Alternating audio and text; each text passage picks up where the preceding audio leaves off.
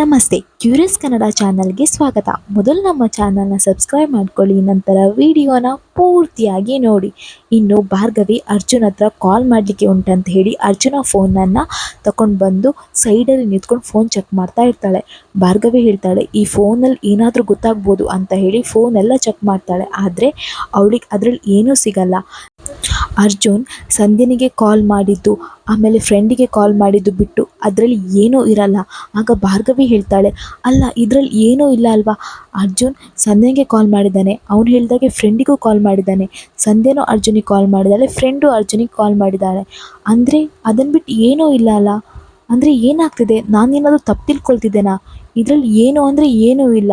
ನನಗೆ ಕಾಲ್ ಮಾಡಿದ್ದಿದೆ, ಅದನ್ನು ಬಿಟ್ಟು ಆ ವಂದನ ಕಾಲ್ ಮಾಡಿದ್ದಾಳೆ. ವಂದನ ಬೇಕಾದಷ್ಟು ಮೆಸೇಜ್ ಮಾಡಿದ್ದಾಳೆ, ಅದಕ್ಕೆ ಅರ್ಜುನ್ ಏನೂ ರಿಪ್ಲೈ ಮಾಡಲಿಲ್ಲ ಅಲ್ವಾ? ಹೌದೌದು, ವಂದನ ಬಗ್ಗೆ ನನಗೆ ಯೋಚನೆ ಮಾಡಬಾರ್ದು. ನನಗೆ ಇರುವ ಡೌಟ್ ನಾನು ಕ್ಲಿಯರ್ ಮಾಡ್ಕೋಬೇಕು. ಇದರಲ್ಲಿ ಏನೂ ಇಲ್ಲ ಅಲ್ವಾ? ಏನಂತ ಹುಡುಕ್ಲಿ, ಹೇಗೆ ಹುಡುಕ್ಲಿ ಅಂತ ಹೇಳ್ಕೊಂಡು ಯೋಚನೆ ಮಾಡ್ತಾ ಇರ್ತಾಳೆ. ಇನ್ನು ಈ ಕಡೆ ಅರ್ಜುನ್ ದೇವರ ಹತ್ರ ಬೇಡ್ಕೊಳ್ತಾ ಇರ್ತಾನೆ, ದೇವರೇ ಭಾರ್ಗವಿಗೆ ಎಲ್ಲನೂ ಒಳ್ಳೇದು ಮಾಡು, ಅವಳು ಏನು ಅಂದ್ಕೊಂಡಿದ್ದಾಳೆ ಎಲ್ಲದೂ ಆಗಲಿ. ನನಗಂತೂ ತುಂಬಾ ಖುಷಿ ಆಗ್ತಿದೆ. ನಾನು ಭಾರ್ಗವಿ ಜೊತೆ ಇಲ್ಲಿಗೆ ಬಂದಿದ್ದೇನೆ, ಅವಳ ಜೊತೆ ಹೊರಗಡೆ ಬಂದಿದ್ದೇನಲ್ವ, ಅದೇ ನಂಗೆ ಖುಷಿ. ಎಲ್ಲ ಅವಳು ಅಂದ್ಕೊಂಡಾಗಿ ಮಾಡಿ ದೇವ್ರೆ ಅಂದ್ಕೊಂಡು ಬೇಡ್ಕೊಳ್ತಾ ಇರ್ತಾನೆ.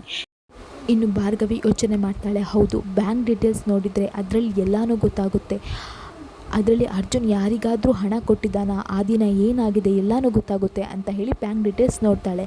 ಆದರೆ ಅವಳಿಗೆ ಬ್ಯಾಂಕ್ ಡೀಟೇಲ್ಸ್ ನೋಡುವಾಗ ಅದರಲ್ಲೊಂದು ಆಶ್ಚರ್ಯನೇ ಕಾಣುತ್ತೆ. ಏನಂದರೆ ಸಂಧ್ಯಾ ಯಾವತ್ತಿಂದ ಆ ಮನೇಲಿ ಕೆಲಸಕ್ಕೆ ಸೇರಿದ್ಲೋ ಆವತ್ತಿಂದ ಅರ್ಜುನ್ ಸಂಧ್ಯನ ಫ್ಯಾಮಿಲಿಗೆ ಹಣ ಕಳಿಸ್ತಾನೇ ಇರ್ತಾನೆ. ಅದನ್ನು ನೋಡಿ ಭಾರ್ಗವಿಗೆ ತುಂಬಾ ಶಾಕ್ ಆಗುತ್ತೆ. ಅಂದರೆ ಅರ್ಜುನ್ ಯಾರಿಗೂ ಹೇಳೋದಾಗೆ ಸಂಧ್ಯನ ಫ್ಯಾಮಿಲಿಗೆ ಹೆಲ್ಪ್ ಮಾಡ್ತಿದ್ದಾನೆ. ಅಂದರೆ ಅವನು ಹೇಳಿದ್ದು ಸತ್ಯ.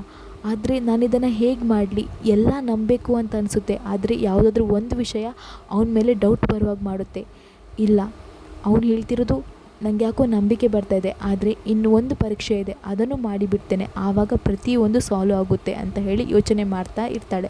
ಆವಾಗಲೇ ಅರ್ಜುನ್ ಹಿಂದುಗಡೆಯಿಂದ ಬಂದು ಭಾರ್ಗವಿ ಶೋಲ್ಡರ್ ಮೇಲೆ ಕೈ ಹಿಡಿತಾನೆ. ಆವಾಗ ಭಾರ್ಗವಿಗೆ ಶಾಕ್ ಆಗುತ್ತೆ. ಇನ್ನು ಅರ್ಜುನ್ ಹೇಳ್ತಾನೆ, ಆಯಿತಾ ಮೇಡಮ್ ಆಗಿದ್ದರೆ ಬನ್ನಿ ಪೂಜೆ ಮಾಡಲಿಕ್ಕೆ ಹೋಗೋಣ ಅಂತ ಹೇಳ್ತಾನೆ. ಇನ್ನು ಈ ಕಡೆ ಭಾರ್ಗವಿಯ ಅಪ್ಪ ಅಮ್ಮನೂ ಅದೇ ದೇವಸ್ಥಾನಕ್ಕೆ ಬಂದಿರ್ತಾರೆ. ಇನ್ನು ಭಾರ್ಗವಿಯ ಅಪ್ಪ ಅರ್ಚಕರ ಹತ್ರ ಹೇಳ್ತಾರೆ, ನನ್ನ ಮಗಳು ಮತ್ತು ಅಳಿಯಂದ್ರಿಗೆ ಹೆಸರಲ್ಲಿ ಒಂದು ಪೂಜೆ ಮಾಡಬೇಕು ಅಂತ ಹೇಳ್ತಾರೆ. ಅಳಿಯಂದ್ರ ರಾಕ್ಷಿ ನಕ್ಷತ್ರ ಗೊತ್ತಿಲ್ಲ ಅಂತ ಹೇಳ್ತಾರೆ. ಇನ್ನು ಅಲ್ಲಿ ಹೋಗಿ ಅಳಿಯಂದ್ರು ಮತ್ತು ಭಾರ್ಗವಿ ಹೆಸರಲ್ಲಿ ಪೂಜೆ ಮಾಡಿಸ್ತಾರೆ. ಆಗ ಪೂರ್ಣಿಗೆ ತುಂಬಾ ಖುಷಿಯಾಗುತ್ತೆ. ಇನ್ನು ಅರ್ಜುನ್ ಮತ್ತು ಭಾರ್ಗವಿ ಹೆಸರಲ್ಲಿ ಪೂಜೆ ಮಾಡಿ ಬರ್ತಾರೆ. ಇನ್ನು ಒಂದು ಜಾಗದಲ್ಲಿ ಕೂತ್ಕೊಳ್ತಾರೆ ಇಬ್ಬರು. ಆಗ ಪೂರ್ಣಿ ಹೇಳ್ತಾಳೆ, ಅಲ್ಲರಿ ಮನಸ್ಸಲ್ಲಿ ಬೆಟ್ಟದಷ್ಟು ಪ್ರೀತಿ ಇದ್ದು ಯಾಕ್ರಿ ಈ ರೀತಿ ಮಾಡಿದ್ರಿ ಅಂತ ಹೇಳ್ತಾರೆ. ಆಗ ಭಾರ್ಗವಿ ಅಪ್ಪ ಹೇಳ್ತಾರೆ, ಪೂರ್ಣಿ ಇನ್ನೇನು ಮಾಡೋದು, ಅವಳನ್ನು ಏನಾದರೂ ನಮ್ಮನೆಗೆ ಕರೆದಿದ್ರೆ ಅವಳಿಗೆ ಇನ್ನೂ ನಾವು ಭಾರ ಆಗ್ತಿದ್ವಿ ಅಲ್ಲ. ಅವಳ ಸಂಸಾರನ ನೋಡ್ಕೊಳ್ಬೇಕು ಕಣೆ, ಅವಳಿಗಾದ ಜೀವನ ಇದೆ, ಅದನ್ನು ನೋಡ್ಕೋಬೇಕು. ನಾವು ಅವಳಿಗೆ ಭಾರ ಆಗಬಾರ್ದು, ಅದಕ್ಕೆ ಈ ರೀತಿ ಮಾಡಿದೆ ಅಂತ ಹೇಳ್ತಾರೆ. ಆಗ ಪೂರ್ಣಿ ಹೇಳ್ತಾಳೆ, ಅಲ್ಲ ರೀ, ಅವಳು ಏನು ತಪ್ಪು ಮಾಡಿದ್ಲು? ಅವಳು ಅವತ್ತು ಅಷ್ಟೆಲ್ಲ ಹೇಳ್ಕೊಂಡ್ಲು, ಅವಳು ಬ್ರಂದನ್ ಥರ ಮಾಡಲಿಲ್ಲಲ್ಲ, ಬ್ರಂದನ್ ಥರ ನಮ್ಗೆ ಮೋಸ ಮಾಡಲಿಲ್ಲ. ಭಾರ್ಗವಿ ಅಸಹಾಯಕತೆ ಪರಿಸ್ಥಿತಿಯಲ್ಲಿ ಮದುವೆ ಆದಳು, ಅದನ್ನು ನಮ್ಮ ಹತ್ರ ಹೇಳ್ಕೊಂಡ್ಲು. ಆದರೆ ನೀವು ಮನಸ್ಸಲ್ಲಿ ಕಲ್ಲು ಮಾಡ್ಕೊಂಡು ಕೂತ್ಕೊಂಡ್ರಿ. ಒಂದು ಮಾತು ಅವಳ ಬಗ್ಗೆ ಕೇಳಬೇಕಿತ್ತು, ಅವಳು ಏನು ಹೇಳ್ತಾಳೆ ಅದ್ರ ಬಗ್ಗೆ ಯೋಚನೆನೂ ಮಾಡಬೇಕಿತ್ತು. ಆದರೆ ನೀವು ಆ ರೀತಿ ಏನೂ ಮಾಡಲಿಲ್ಲ. ಇವಾಗ ಅವಳ ಬಗ್ಗೆ ಇಷ್ಟು ಪ್ರೀತಿ ತೋರಿಸ್ತಿದ್ದೀರಲ್ವಾ, ಯಾಕ್ರಿ? ಆವಾಗಲೇ ಅವಳ ಮೇಲೆ ಇಷ್ಟ ಇದೆ, ನೀನು ನನ್ನ ಮಗಳು ಅಂತ ಹೇಳಿ ಮನೆಗೆ ಒಪ್ಕೊಳ್ಬೋದಿತ್ತಲ್ಲ, ಮನೆಗೆ ಕರೆಸ್ಬೋದಿತ್ತಲ್ಲ. ಆದರೆ ಇವಾಗ ಇಷ್ಟು ನೋವು ತಿಂತಿದ್ದೀರಲ್ಲ, ಯಾಕ್ರಿ ಹೀಗೆ ಮಾಡಿದ್ರಿ ಅಂತ ಕೇಳ್ತಾಳೆ. ಆಗ ಭಾರ್ಗವಿ ಅಪ್ಪ ಹೇಳ್ತಾರೆ, ನೋಡು ಪೂರ್ಣಿ, ನಂಗೆ ಅವಳ ಮೇಲೆ ಬೆಟ್ಟದಷ್ಟು ಪ್ರೀತಿ ಇದೆ. ಆದರೆ ನಾನು ಹೇಳಿದೆ ಅಲ್ವಾ, ನಾನೇನಾದರೂ ಅವಳನ್ನು ಮನೆಗೆ ಕರ್ಕೊಂಡು ಬಂದರೆ ಅವಳಿಗೆ ನಾವು ಭಾರ ಆಗ್ತೇವೆ, ಅವಳಿಗೆ ನಮ್ಮ ಸಹಾಯ ಮಾಡ್ತಾಳೆ, ಅದೆಲ್ಲ ಬೇಡ ನಮಗೆ. ಅವಳ ಜೀವನ ಅವಳು ನೋಡ್ಕೊಳ್ಳಿ, ಅವಳು ತುಂಬ ಚೆನ್ನಾಗಿರಲಿ. ಆದರೆ ಪೂರ್ಣಿ, ನನಗೆ ಯಾಕೋ ನನ್ನ ಮಗಳನ್ನು, ನನ್ನ ಪುಟ್ಟಿನ ನೋಡಬೇಕಂತ ಅನ್ನಿಸ್ತಾ ಇದೆ ಕಣೆ ಅಂತ ಹೇಳ್ತಾರೆ. ಆಗ ಪೂರ್ಣಿ ಹೇಳ್ತಾಳೆ, ಒಂದು ಒಳ್ಳೆಯ ಸಮಯ ಬರಲಿ, ಆವಾಗ ಅವಳನ್ನು ನಾವು ನೋಡೋಣ ಅಂತ ಹೇಳ್ತಾರೆ. ಇನ್ನು ಭಾರ್ಗವಿ ಅಪ್ಪ ಹೇಳ್ತಾರೆ, ಪೂರ್ಣಿ ನಂಗೆ ಸತ್ಯ ಹೇಳು, ನೀನು ಯಾವತ್ತೂ ಭಾರ್ಗವಿಗೆ ಕಾಲ್ ಮಾಡಲಿಲ್ವಾ? ಅವಳ ಜೊತೆ ಮಾತಾಡಲೇ ಇಲ್ವಾ? ಹೇಳು, ನನಗೆ ಗೊತ್ತಾಗದ ಹಾಗೆ ನೀನು ಅವಳ ಜೊತೆ ಮಾತಾಡಿದೀಯಲ್ವಾ ಅಂತ ಕೇಳ್ತಾರೆ. ಆಗ ಪೂರ್ಣಿ ಹೇಳ್ತಾಳೆ, ಅಯ್ಯೋ ರೀ, ಇಲ್ಲ ರೀ, ನಾನು ಮಾತಾಡಲಿಲ್ಲ. ನಾನು ಯಾಕೆ ಮಾತಾಡಲಿ? ನೀವೇ ಹೇಳಿದ್ರಲ್ಲ ಅವಳ ಹತ್ರ ಮಾತಾಡಿದರೆ ಅವಳು ನಮ್ಮ ಮನೆಗೆ ಬಂದರೆ ಅವಳಿಗೆ ನಾವು ಭಾರ ಆಗ್ತೇವೆ ಅಂತ ಹೇಳಿದ್ರಲ್ಲ, ಅದಕ್ಕೆ ರೀ ನಾನು ಮಾತಾಡಲೇ ಇಲ್ಲ ಅವಳ ಹತ್ರ ಅಂತ ಹೇಳ್ತಾಳೆ. ಆಗ ಭಾರ್ಗವಿ ಅಪ್ಪ ಹೇಳ್ತಾರೆ, ಎಷ್ಟು ನಾಟಕ ಮಾಡ್ತೀವಿ ಪೂರ್ಣಿ, ನೀನು ಅವಳ ಹತ್ರ ಮಾತಾಡಲಿಲ್ವಾ ಅಂತ ಕೇಳ್ತಾರೆ. ಆಗ ಪೂರ್ಣಿ ಹೇಳ್ತಾಳೆ, ಏನ್ರಿ ಮಾಡಲಿ, ಹೆತ್ತು ಕರಳಲ್ವೇನ್ರಿ, ಮಾತಾಡಿಸ್ಲೇಬೇಕ್ರಿ, ಬಿಡಿ, ನಾನು ಏನು ಹೇಳಿದ್ರು ನಿಮ್ಗೆ ಅರ್ಥ ಆಗಲ್ಲ ಅಂತ ಹೇಳ್ತಾರೆ. ಆಗ ಭಾರ್ಗವಿ ಅಪ್ಪ ಹೇಳ್ತಾಳೆ, ನನಗೆಲ್ಲ ಅರ್ಥ ಆಗುತ್ತೆ, ಬಾ ಮುಂದಿನ ಕೆಲಸ ನೋಡೋಣ ಅಂತ ಹೇಳಿ ಅಲ್ಲಿಂದ ಹೋಗ್ತಾರೆ. ಇನ್ನು ಈ ಕಡೆ JP ಪಾಟೀಲ್ ಕೂತ್ಕೊಂಡಿರ್ತಾನೆ ಹಾಲಲ್ಲಿ. ಅಲ್ಲಿಗೆ ಶ್ಯಾಮ್ ಬಂದು, ಸರ್ ತಗೊಳ್ಳಿ ಸರ್ ಕೇಸ್ ರಿಪೋರ್ಟ್ ಅಂತ ಕೊಡ್ತಾನೆ. ಆವಾಗ JP ಪಾಟೀಲ್ ಹೇಳ್ತಾನೆ, ನಿಂಗೇನೋ ಆಗಿದೆ, ಹುಚ್ಚಿದ್ಯಾ, ನಿಂಗೆ ನಿನ್ನೆ ತಾನೇ ಹೇಳಿದೆ ಎಲ್ಲರ ಎದುರಿಗೂ ಕೇಸ್ ರಿಪೋರ್ಟನ್ನು ಕೊಡಬೇಡ ಅಂತ ಹೇಳಿ, ಇದೇನು ಕ್ಯಾಬಿನ ಹಾಲಲ್ಲಿದ್ದೇವೆ ನಾವು, ಯಾರಿಗಾದರೂ ಗೊತ್ತಾದರೆ ಆ ಭಾರ್ಗವಿ ಕಿವಿಗೆ ಬಿದ್ದರೆ ಏನು ಗತಿ ಅಂತ ಹೇಳ್ತಾನೆ. ಆಗ ಶ್ಯಾಮ್ ಹೇಳ್ತಾನೆ, ಅಯ್ಯೋ ಸರ್ ಸಾರಿ, ಆದರೆ ಮನೇಲಿ ಯಾರೂ ಇಲ್ಲ ಸರ್, ಅದನ್ನು ಕನ್ಫರ್ಮ್ ಮಾಡಿಕೊಂಡೆ ನಾನು ಇಲ್ಲಿ ಕೇಸ್ ರಿಪೋರ್ಟ್ ತೊಗೊಂಡು ಬಂದೆ ಅಂತ ಹೇಳ್ತಾನೆ. ಆಗ JP ಹೇಳ್ತಾನೆ, ಏನು ಮನೇಲಿ ಯಾರೂ ಇಲ್ವಾ ಅಂತ ಹೇಳ್ತಾನೆ. ಆಗ ಶ್ಯಾಮ್ ಹೇಳ್ತಾನೆ, ಹೌದು ಸರ್, ಜಯಂತ್ ಸರ್ ಹಾಗೂ ಅಜ್ಜಿ ಮಾತಾಡ್ತಿದ್ರು, ಭಾರ್ಗವಿ ಮತ್ತು ಅರ್ಜುನ್ ಇಬ್ಬರು ದೇವಸ್ಥಾನಕ್ಕೆ ಹೋಗಿದ್ದಾರೆ ಅಂತ ಹೇಳಿ ಮಾತಾಡ್ತಿದ್ರು, ಅದನ್ನು ನೋಡಿ ನಾನು ಇಲ್ಲಿಗೆ ಬಂದೆ ಅಂತ ಹೇಳ್ತಾನೆ. ಆಗ JP ಹೇಳ್ತಾನೆ, ಏನು ಇಷ್ಟೆಲ್ಲ ಮುಂದುವರೆದ್ರಾ, ಹೌದು, ಇದನ್ನೆಲ್ಲ ಕಂಟ್ರೋಲಿಗೆ ತಗೊಳ್ತೇನೆ ಬಿಡು, ಇವಾಗ ಏನಂತ ಹೇಳು ಅಂತ ಹೇಳ್ತಾರೆ. ಆಗ ಶ್ಯಾಮ್ ಹೇಳ್ತಾನೆ, ಸರ್ ನನಗೊಂದು ಡೌಟ್ ಇದೆ, ಅಲ್ಲ ಕೇಸ್ ಕ್ಲೋಸ್ ಆಗಿದೆಯಲ್ಲ, ಹಾಗಿರುವಾಗ ಈ ಕೇಸ್ ರಿಪೋರ್ಟೆಲ್ಲ ಯಾಕೆ ಅಂತ ಕೇಳ್ತಾನೆ.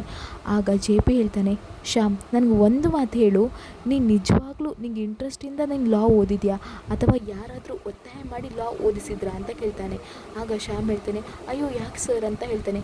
ಅಲ್ಲ ಶ್ಯಾಮ್, ನಿಂಗೆ ಇಷ್ಟು ಅರ್ಥ ಆಗಲ್ವಾ, ನೋಡು ಕೇಸ್ ಮುಗಿದಿದೆ, ಆದರೆ ಸಂಧ್ಯನ ಕೊಲೆ ಆಪಾದನೆ ಮೊದಲು ಬರೋದು ವಿಕ್ಕಿ ಮೇಲೆ ಮೊದಲು ಎಲ್ರಿಗೂ ಡೌಟ್ ಬರೋದು. ಹಾಗಿರುವಾಗ ನಾವು ಅವನ್ನ ಸೇವ್ ಮಾಡಬೇಕು, ನಮ್ಮ ಕ್ಲೈಂಟ್ಸನ್ನು ನಾವು ಯಾವತ್ತೂ ಸೇವ್ ಮಾಡೋ ಕಡೆಗೆ ಯೋಚನೆ ಕೊಡಬೇಕು.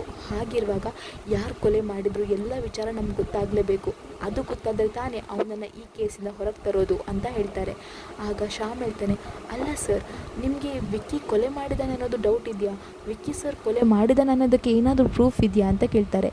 ಆಗ JP ಹೇಳ್ತಾನೆ, ನೋಡು, ಮೊದಲು ನಾವು ವಿಕ್ಕಿ ಮೇಲೆ ಡೌಟ್ ಪಡಬೇಕು, ಆಮೇಲೆ ಉಳಿದಿದ್ದು ನೋಡೋಣ, ಆದರೆ ವಿಕ್ಕಿ ಕೊಲೆ ಮಾಡಲಿಲ್ಲ ಅಂದರೆ ಯಾರಾದರೂ ಮಾಡಿರ್ತಾರೆ ಅಂತ ಹೇಳ್ತಾನೆ.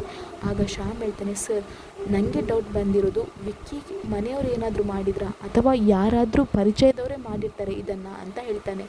ಆಗ JP ಹೇಳ್ತಾನೆ, ಹೌದು, ಇದು ಹೇಳಿದ್ ನೀನು ಸತ್ಯ, ಇದರಲ್ಲಿ ನೀನು ಬ್ರೈನ್ ಯೂಸ್ ಮಾಡಿದ್ದೀನಿ ನೋಡು, ಹೌದು, ಯಾರೋ ತುಂಬ ಪರಿಚಯದವರೇ ಈ ಕೊಲೆ ಮಾಡಿರ್ತಾರೆ, ಅವ್ರು ಯಾರು ಪ್ರತಿಯೊಂದು ವಿಚಾರ ನಮ್ಗೆ ಗೊತ್ತಾಗಬೇಕು, ಕೋರ್ಟಿಗೂ ಹಾಗೂ ಭಾರ್ಗವಿಗೂ ಗೊತ್ತಾಗೋ ಮೊದಲು ನಮ್ಗೆ ಗೊತ್ತಾಗಬೇಕು ಅಂತ ಹೇಳ್ತಾನೆ.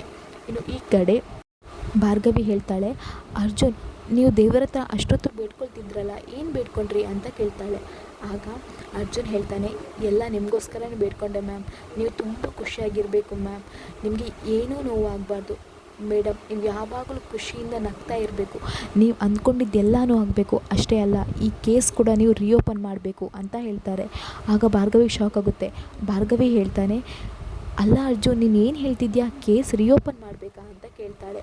ಆಗ ಅರ್ಜುನ್ ಹೇಳ್ತಾನೆ, ಹೌದು ಮೇಡಮ್, ನಾನು ನಿಮಗೆ ಸ್ವಲ್ಪ ದಿನ ಮಾತ್ರ ಕೆಲಸ ಬಿಡಿ ಅಂತ ಹೇಳಿದೆ, ಅದು ಈ ಮನೆಯಲ್ಲಿ ಸೊಸೆಯಾಗಿ ಇರೋದಕ್ಕೆ, ಆ ಸ್ಥಾನ ಪಡೀಲಿಕ್ಕೆ ಅಷ್ಟೇ, ಆದರೆ ಈ ಕೇಸನ್ನಂತೂ ನೀವು ಬಿಡಬಾರ್ದು, ಇದಕ್ಕೆ ಏನು ಬೇಕು ಎಲ್ಲ ಸಪೋರ್ಟ್ ನಾನು ಮಾಡ್ತೇನೆ, ನಮ್ಮನೆ ಹೆಣ್ಮಗಳಿಗೆ ಅನ್ಯಾಯ ಆಗಿದೆ, ಅದನ್ನಂತೂ ನಾನು ಸುಮ್ಮನೆ ಬಿಡೋ ಮಾತೇ ಇಲ್ಲ, ಅವ್ರು ಯಾರು, ಅವ್ರಿಗೆ ಸರಿಯಾಗಿ ಪಾಠ ಕಲಿಸಲೇಬೇಕು, ಇದೆಲ್ಲ ನಿಮ್ಮ ಕೈಯಿಂದ ಆಗುತ್ತೆ, ನಾನು ನಿಮ್ಮ ಜೊತೆ ಇದ್ದೇ ಇದ್ದೇನೆ, ಈ ಕೇಸನ್ನು ರಿಓಪನ್ ಮಾಡಲೇಬೇಕು, ನ್ಯಾಯ ಕೊಡಿಸಲೇಬೇಕು ನೀವು ಅಂತ ಹೇಳ್ತಾನೆ. ಆಗ ಭಾರ್ಗವಿಗೆ ತುಂಬಾ ಖುಷಿಯಾಗುತ್ತೆ. ಆಗ ಭಾರ್ಗವಿಗೆ ಅನಿಸುತ್ತೆ, ಅರ್ಜುನ್ ನಿನ್ನ ನಂಬೇಕಂತ ಅನಿಸ್ತಿದೆ, ಆದರೆ ಏನು ಮಾಡಲಿ, ನಂಗೆ ತುಂಬ ಕನ್ಫ್ಯೂಸ್ ಆಗಿದ್ದೇನೆ, ಏನು ಮಾಡಬೇಕು ಅಂತಲೇ ಅರ್ಥ ಆಗ್ತಿಲ್ಲ, ಆದರೆ ನಾನಿನ್ನ ನಂಬ್ತೇನೆ ಅರ್ಜುನ್ ಅಂತ ಹೇಳ್ತಾ ಇರ್ತಾಳೆ.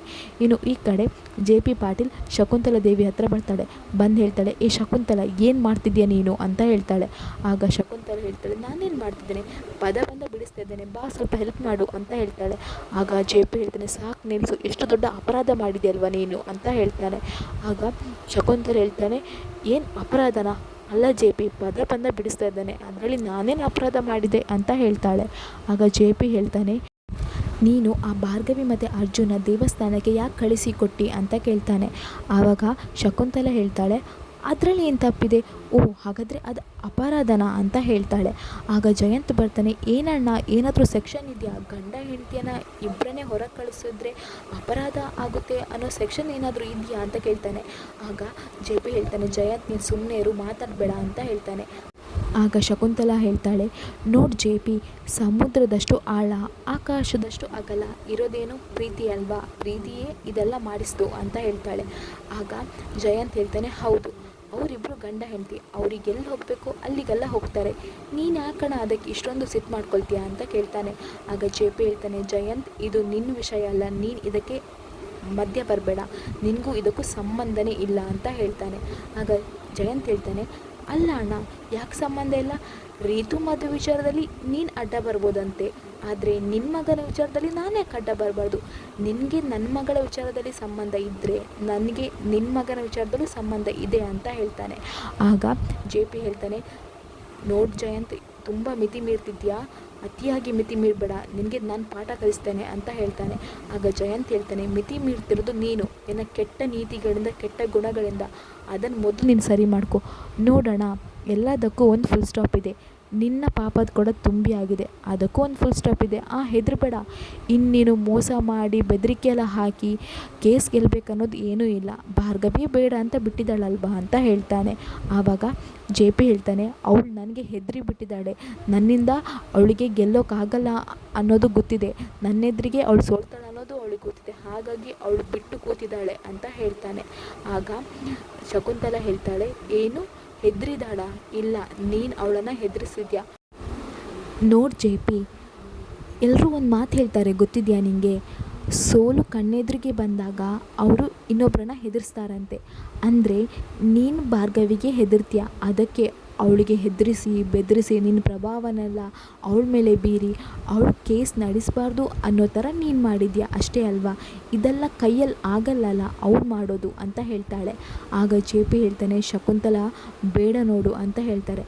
ಆಗ ಶಕುಂತಲಾ ಹೇಳ್ತಾಳೆ, ಏನು ನೀನು ಮಾಡಿದೆ ನಿನಗೆ ಹೇಳ್ತಾ ಇರೋದು, ಇನ್ನು ಈ ಮನೆಗೆ ಭಾರ್ಗವಿ ಬಂದಾಗಿದೆ, ಎಲ್ಲನೂ ಒಳ್ಳೆಯದಾಗುತ್ತೆ, ನೋಡ್ತಾ ಇರು, ಭಾರ್ಗವಿ ಎಲ್ರಿಗೂ ಬುದ್ಧಿ ಕಲಿಸ್ತಾಳೆ ಅಂತ ಹೇಳ್ತಾಳೆ. ಇಲ್ಲಿಗೆ ಈ ವಿಡಿಯೋ ಮುಗಿಯುತ್ತೆ. ನಮ್ಮ ಕ್ಯೂರಿಯಸ್ ಕನ್ನಡ ಚಾನಲ್ನ ಸಬ್ಸ್ಕ್ರೈಬ್ ಮಾಡ್ಕೊಳ್ಳಿ.